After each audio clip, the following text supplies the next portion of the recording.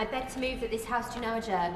Right, I'll give the front benches, if they need to swap over, The question is that this House do now adjourn, and we now go on to male suicide in Rotherham with Jake Richards. Thank you, Madam Deputy Chair. In Rotherham, Madam Deputy Chair, male suicide is a silent tragedy on the rise. As the local MP, I received too many calls or messages early in the morning or late at night telling me about another husband, father, brother and friend who has died in these tragic circumstances. Each call haunts us and our communities, but this is nothing compared to the unimaginable sense of grief and agony suffered by family and friends. The growing phenomenon of male suicide is part of a wider storm we face, of worsening mental health and mental health provisions for men, and of splintering communities and support networks. Of a society that too often feels some men are unable to open up or reach out for help, or indeed they feel that they are themselves part of a problem. Tonight, Madam Deputy Chair, I want to make the argument for further government action, but also offer a call to arms to us all. We can all do more to check in on our neighbours, friends and colleagues, to build safe spaces for men to talk, to feel valued, to know that it is okay to not feel okay, and that there is help. And we should never forget the tragedy of women taking their own lives too, and the particular circumstances only women face which might lead them towards this. This is worthy of its own debate, whilst much of what we discuss today will of course be relevant. Yet the numbers regarding men are startling and worth stating bluntly. Suicide is the biggest killer for men aged under 50. Men account for 3 out of 4 suicides in England and Wales. 100 men end their lives each week across the country. In Rotherham, men account for 79% of suicides. On that point, will you give way? Yes, of course. Thank my honourable friend for giving way. In Doncaster last year, 80% of all of those who died from suicide were men. And of course, in Doncaster, we have one of the largest number of veterans in the whole of Yorkshire and the Humber. Now, the Doncaster Council have the Armed Forces Covenant, and I wonder if he will join me in promoting the work that they do, particularly around the veteran-friendly suicide prevention training that makes a huge difference to all of those people that take part in it. Absolutely, and my honourable friend makes a good point. Just on Friday last week, I had the Defence Secretary, who is with us today, and the Veterans Minister in Dinnington to speak with veterans groups and organisations, and mental health provision was right at the top of the agenda, as it should be. And Madam Deputy Chair, beyond each individual tragedy is a wider story. There is a specific challenge for policymakers in grappling with male suicide. Yes, of course. And could I commend the gentleman from Rother Valley, and I spoke to him beforehand. I know this is his first adjournment debate on a subject matter that every one of us understands only too well. I'm very saddened to hear the vast number of reasons contributing to male suicide in his own constituency. There is certainly more to be done to support men across the UK, as it happens everywhere. Suicide levels, especially in men in particular, 70% of the suicides in Northern Ireland are men. A majority of these are occurring in low deprivation areas. Does the honourable member agree with me that there must be more mental health accessibility in low deprivation areas to ensure men are not left behind? Jake Richards. Absolutely, and I agree with the honourable member, and he makes a characteristically pithy point. Madam Deputy Chair, John Lever, who does incredible work with men in tough times in Kiverton Park and Wales in my constituency, is in many ways the inspiration for this debate and the campaign I intend to run in Rotherham. John works with men and women, but has extensive experience of the particular issues men face in his area. He has often been the person telling me of another suicide, and not infrequently it is somebody John knows well, played football with, went to school with, or his old family friends. He has spoken to me about the effect of the decline of post-industrial towns and villages, like Kiverton Park, Dinnington, Maltby and Fircroft in my constituency, on men, on notions of masculinity. These places were built on the back of coal mining, a proud tradition of honest hard work, offering a sense of purpose and meaning for generations of young men. Now, we should not simply look back with rose-tinted spectacles, but after the closure of the pits, we have too often struggled to replace this social fabric for men. These remain brilliant communities with a long-standing sense of solidarity and camaraderie, but too many within them still feel lost. And even worse, too many men feel victimised or attacked. I was recently struck by the words of musician Sam Fender in a newspaper interview, speaking about the towns he grew up in north-east of England. He said lads were, quote, being shamed all the time and made to feel like they're a problem. It's this narrative being told to white boys from nowhere towns. Madam Deputy Chair, I fear there is some truth in this. that men from towns built in a bygone era feel they are a problem in modern times. And I want to play my part as the local MP in changing that. And I am not alone. There are brilliant organisations in my constituency already doing fantastic work. Andy's Man Club in Maltby and Kiverton Park, they meet every Monday. Better Today, run by John Lever, is incredible in supporting men in times of real difficulty. There are many fantastic sports clubs and associations, from boxing in Dinnington to Swallownest FC and Maltby Main, the regular coffee mornings, the walking and rambling clubs, the monthly men's breakfast in Anston, all play a vital role in supporting men in such difficult circumstances. On that point. Yes, of course. Thank you. I'm incredibly grateful to my honourable friend for giving way. Veterans have already been mentioned earlier on in this debate by my honourable friend for Doncaster East and the Isle of Axholme. I wonder if my honourable friend would join me in paying tribute to Veterans in Need Together. He talks about organisations that support men. This is an organisation that supports men every Wednesday at Morley Fire Station without fail and offers support to those that sometimes necessarily need it from friends. I'm very grateful to honourable friend, and it sounds like an absolutely vital service in his constituency, just like the many in my constituency, and particular focus on veterans is absolutely critical. Madam Deputy Chair, suicide does not simply affect the person taking their own life. We know that families lose loved ones. Towns and villages are scarred by the traumatic loss of people with great promise and talent. The number of men who kill themselves every year is eclipsed by the number of those affected by their loss. So I will use my role as the MP, as the local MP, to press the government to take action. So there are certain specific policy issues I want to raise. Firstly, I'm very aware of specific issues of gambling and male suicide. I've met 2 local mothers fighting for justice after their sons, both of whom were hard-working, talented and honourable men, took their own lives far too young as a result of spiralling online gambling addictions. Social media and technology have allowed vulnerable users easier access to gambling. A report 2 years ago found there are a 43% annual rise in demand for NHS gambling clinics, with 1 in 3 having already attempted to take their own lives. It is estimated that there are more than 400 gambling-related suicides a year in England, and these are the ones we know of. I've previously urged the government to take a look at ways in which we can empower coroners' courts and indeed place responsibilities on coroners to look into these issues in a robust and rigorous manner, because at the moment, the causative link of gambling addiction and suicide is not given appropriate recognition. And there are broader issues. Whilst the issue of men's mental health is complex, there are specific policy areas the government needs to confront. Firstly, the rates of men taking their own lives are highest in the most deprived communities. The suicide rate in the most deprived 10% of areas in England in the 2 years from 2017 to 2019 was 14%, almost double the rate in the least deprived areas. Indeed, rates of men taking their own lives in the regions of England are almost double what they are in London.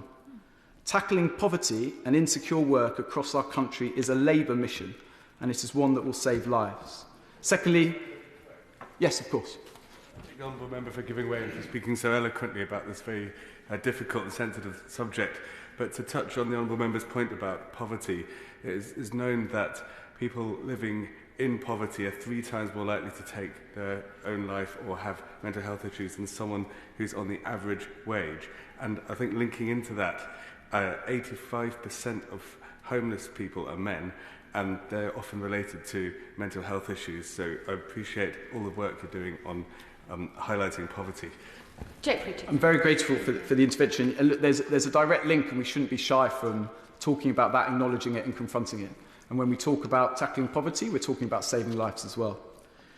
Secondly, Madam Deputy Chair, we must save our NHS. This government inherited a dilapidated health service, and in particularly a severely under-resourced mental health service. 14 years of underinvestment, chaotic reform have hindered efforts to grasp this crisis. Long delays for treatment and diagnosis mean that so many men cannot get the support they need and face worsening mental health in the meantime. Third, in my view, we must be bolder in acknowledging the role technology and social media has played in this crisis. New technology and social media can help efforts to combat men in difficult times. The internet can allow faster access to mental health provisions and can provide a network. But it's clear now, for more than a decade, that technology and social media can be deeply damaging to mental health, eroding confidence, often siloing rather than enhancing our communities and exposing people to potentially harmful material. I know many colleagues in the House have been moved by the Netflix drama Adolescence and the light it shines on how the internet can remould ideas of masculinity and purpose completely unbeknownst to those closest to the 13-year-old boy. Men, especially young men, are spending less time outside, less time meeting people and communicating in person, all the things that make us far happier and healthier. They are often sat alone for hours, being bombarded with algorithms showing unrealistic representations of life or communicating through anonymous group chats. Research shows self-harm content has sometimes been allowed to flourish on social media by companies failing to remove explicit images and encouraging those engaging with such content to befriend one another. And the arrival of smartphones has taken place parallel to sharp rises of depression and anxiety in our young people. Of particular concern is the impact mobile phones has on our young people. The average 12-year-old now spends 29 hours a week on their phone, the equivalent to a part-time job.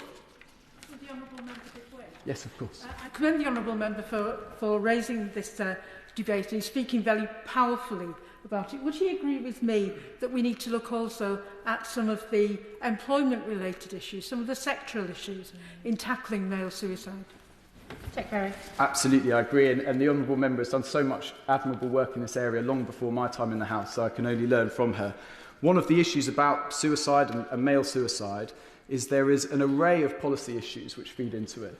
This should not be a policy concern for the government in silo. It should be part of every single policy area. Every single department should have these concerns about mental health and suicide protection at its heart. So, talking about mobile phones and the effect that this has had, since 2010, the average time teens spend with friends each day has fallen by 65%. So I applaud recent government announcements about reviewing these areas of policy, but I urge them to grasp the nettle when it comes to technology, phones, young people and mental health. In a decade's time, I believe we will wonder why we did not do so far sooner. Madam Deputy Chair, I want to finish with the action I will take. Yes, of course. I thank you, the Honourable Member, for this debate, and I'm of course working closely with him on the mental health bill. Would the Honourable Member agree with me that one of the issues is that for families who are worried about their loved ones when they're over the age of 18, there can be barriers in law in terms of the Presumption of Capacity and Mental Capacity Act to raise the alarm with public authorities? I'm very grateful to the Honourable Member's intervention. He has a remarkable ability to bring this important issue into any debate and any intervention he makes, and he is the most vociferous campaigner on that cause, and one that I support him in, and I know the Minister will be listening as well. Madam Deputy Chair, I want to finish with the action I will take as the local MP. Firstly, I pledge to continue to support the brilliant services we already have. I remember attending my first Andy's Man Club in Maltby during the general election campaign. I must admit, I was slightly cynical. I'd seen the marketing, but questioned how effective or useful this informal meeting would be. I was blown away. Over the course of a few hours, a group of blokes spoke about their weeks and their problems over a cup of tea. Some of the chat was mundane. They were finding their work more boring, or they'd had a good weekend with the family. Others were dealing with the most impossible trauma that put all else, in particular my election campaign, into stark perspective. Afterwards, everyone walked away ready to face the week, however big the challenges ahead. I have since met so many men who use this service, and one of the first things I did when I was elected was bring Andy's Man Club to Parliament, and I promise to continue to champion their work and the work of many others. I also regularly meet with local health practitioners in Rotherham to hear their strategies to bring down the rate of men ending their own lives locally. The work of Rotherham Health and Wellbeing Board and the South Yorkshire Integrated Care System is hugely commendable, not least their emphasis on improving data and evidence to ensure effective and timely interventions, and provide tailored, targeted support to priority groups and effective bereavement support to those affected by men taking their own lives. These plans sit within strategies to tackle loneliness, health inequality and domestic abuse. I've committed to holding regular meetings with all GP practices in my constituency and other support groups to help tackle male suicide. And we will hear from the Minister shortly on the government's national efforts, and from conversations with my right honourable friend, I have no doubt they grasp the severity of this crisis and the urgency with which this government must confront it.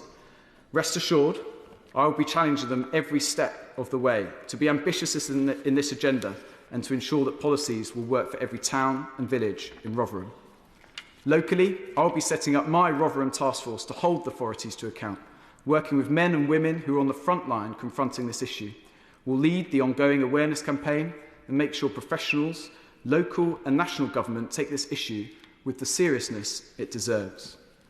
Madam Deputy Chair, I'm very grateful for the opportunity to speak about this important issue and hope that by doing so, we begin more conversations across our borough and together we can bring about meaningful change and save lives. Thank you. I believe, Amanda Martin, you have permission from a lead member from Rother Valley to contribute. Amanda? Thank you, and thank you very much for the honourable member for... Very brief contribution, yes? Yeah, for bringing... no more than 2 minutes. Rother Valley to bring this debate. We've heard that mental health is an issue that deserves our full attention. In my own constituency of Portsmouth, suicide is the leading cause among males from 20 to 49 of death. Each year, 24 people in Portsmouth take their own lives, and 78% of them are men. Compared to the national average, Portsmouth has highest rates of divorce, homelessness and alcohol-related admissions, all contributing factors to poor mental health and suicide. Despite these heartbreaking statistics, we lack enough dedicated local charities. National charities like Samaritans and Andy's Man Club provide critical support but lack in most local initiatives. However, groups like Speak and Man Mind and Fabulous Individuals help men to have spaces to talk and mental health walks, but these are not enough alone and we need more funding. My constituency is a home to many veterans and in group of dire need.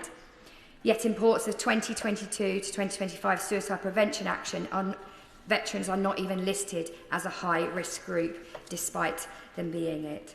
Unacceptable. Portsmouth had a proud military history and we must do what we can. The construction industry is also the backbone of our nation and they have 4 times higher than the national average. And one of the biggest barriers to male mental health support is stigma and the culture of silence. And Madam Deputy Speaker, as the mum of 3 lads, or should I say young men, it is heartbreaking to know that they have had first-hand experience in their friendship groups of male suicide. Fortunately, I can say that not all of those attempts were successful in ending their lives, but some were. This has left a lasting impact on their outlook, on their friendships, and has been devastating to those around them. It is time for the government to take bold steps in tackling this crisis. We need targeted funding for mental health services in combination with strong support for at-risk, whether they be veterans, construction workers or young men. We must create safe spaces for men to open up, and we must ensure that no man feels that suicide is his only option, because, Madam Deputy Speaker, it isn't. I call the Minister Stephen Kinnock.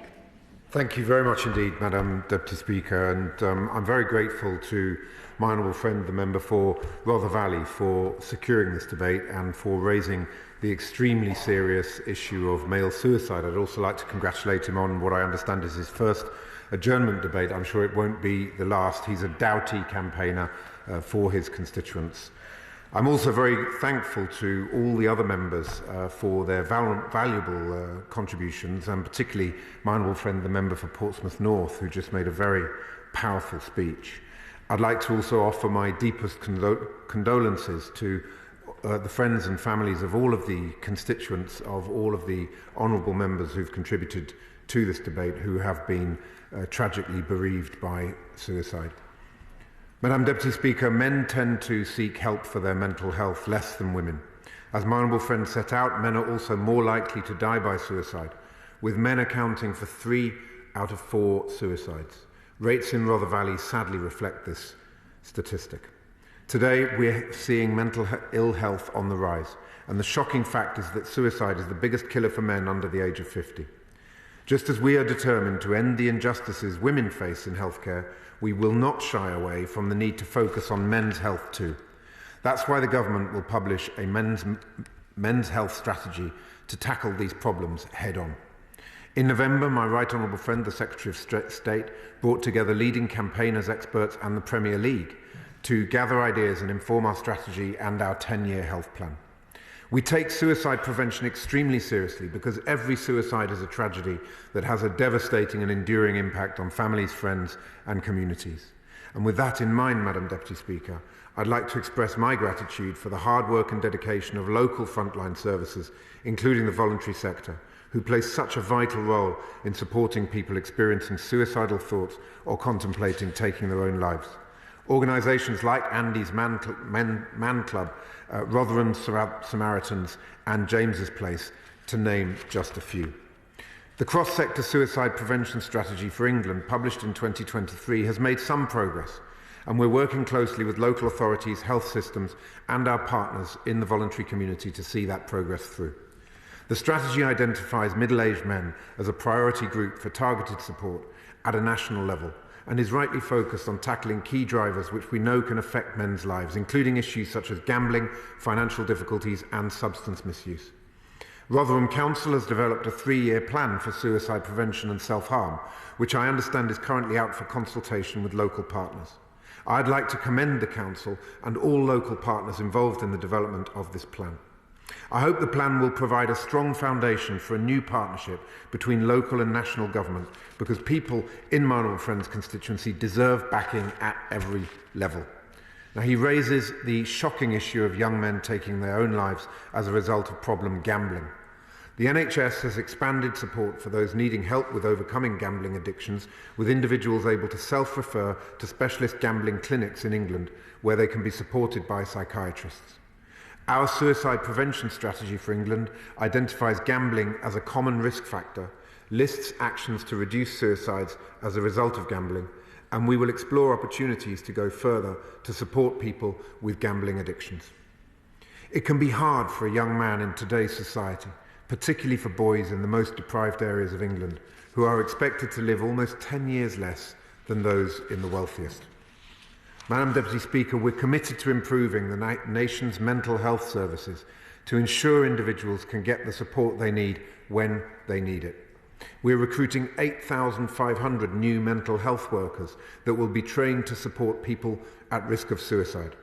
We're also committed to improving the support available to those experiencing a mental health crisis.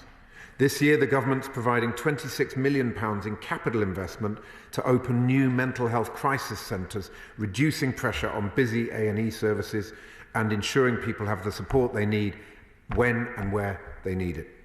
These new centres will include crisis houses, providing overnight accommodation, sanctuaries and safe havens, providing calm environments for people to visit during the day, and mental health specific spaces in or adjacent to A&E departments. I'm also grateful to my honourable friend for raising the important issue of technology, which can have a profoundly damaging effect.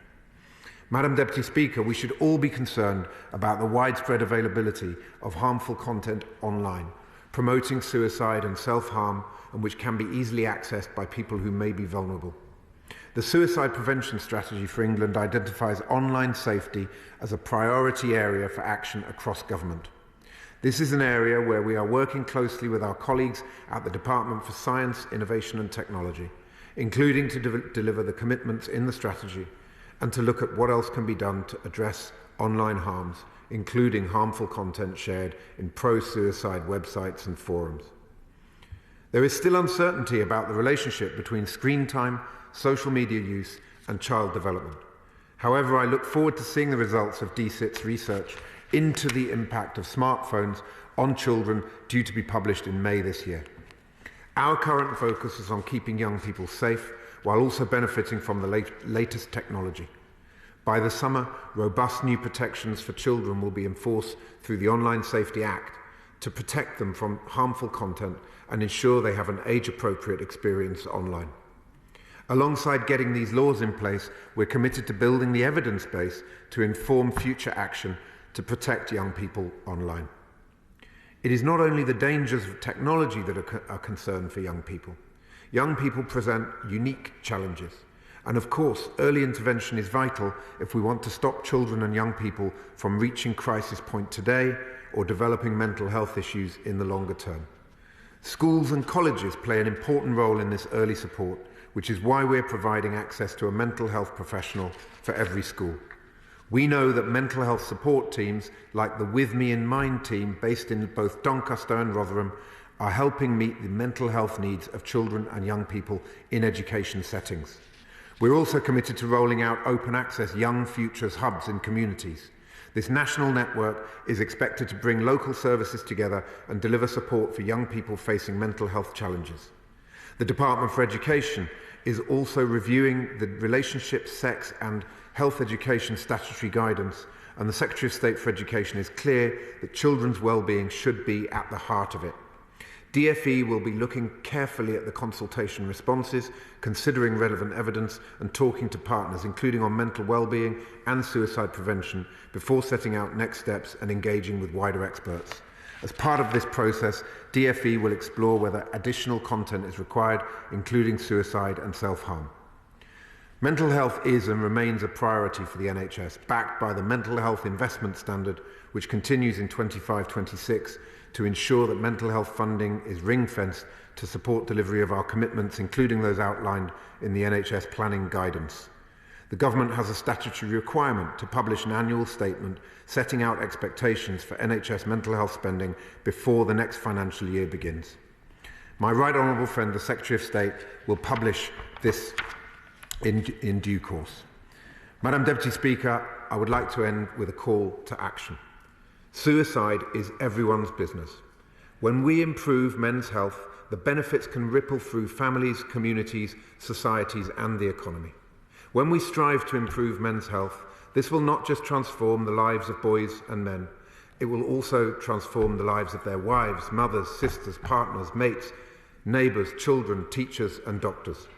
That's why I want to strongly encourage all the men listening to go to the Change NHS online portal, to give their views on how to build an NHS fit for the future through our 10-year health plan. Together, we will transform healthcare for men in the Rother Valley, in the north of England and across our country. Thank you. The question is that this House do now adjourn. As many that appear to say aye? Aye. The ayes have it. The ayes have it. Order, order.